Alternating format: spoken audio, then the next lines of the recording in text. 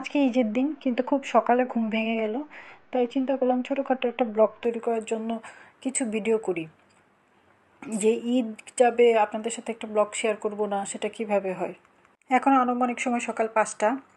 তো সকালে ওঠার পরে আমি প্রথমে গেলাম ফ্রেশ হতে।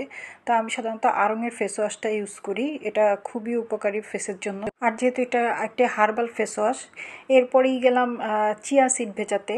চিয়া সিডটা আসলে আমি ওজন নিয়ন্ত্রণের জন্য এবং রক্তে কোলেস্ট্রলের পরিমাণ কম করার জন্য এটা খাই।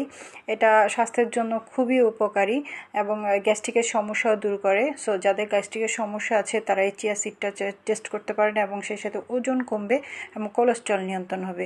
এরপরেই আমি চুলায় চা বসিয়ে দিলাম।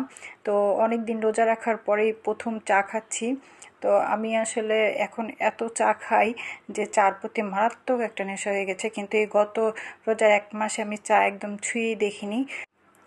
চাটা শুধু বানালেই হয় না, ভালো বানাতে জানলেই হয় না, চাটা আয়েশ করে খাওয়াটাও একটা ব্যাপার আছে। আমি সবসময় চাটা একটু দীর্ঘ সময় নিয়ে আয়েশ করে খেতে পছন্দ করি। তাই আজকে একটা দীর্ঘ সময় নিয়ে চায়ের ভিডিওটাই করলাম আপনাদের সাথে। আশা করি আপনার এই চায়ের ভিডিও সবার ভালো লাগবে।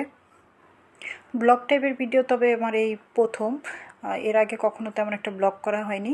আর চায়ের জন্য আসলে আমি সুইট ড্রপটা ইউজ করি। সুইট ড্রপটা নাকি কোনো সাইড ইফেক্ট নাই।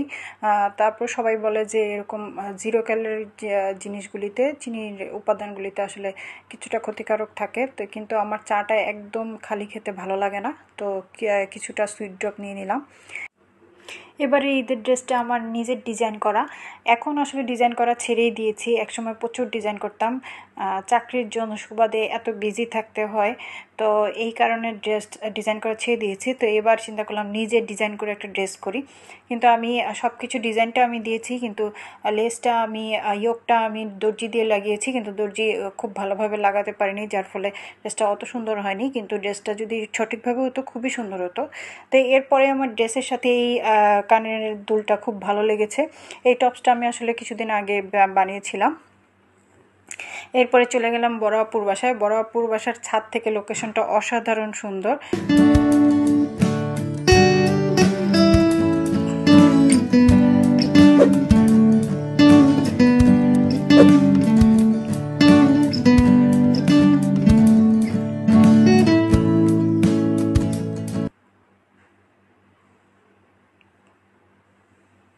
বরাপুর বাসার ছাদে পেয়ে গেলাম অ্যাডোনিয়ামের সমাহার। তো সেখানে ছোট্ট একটা সুন্দর ফুল হয়েছে। তো এটার ভিডিও না করে তো ছাড়াই যাবে না। আজকে এই পর্যন্তই, সবাই ভালো থাকবেন। নেক্সটে আবার আসবো। আল্লাহ হাফেজ।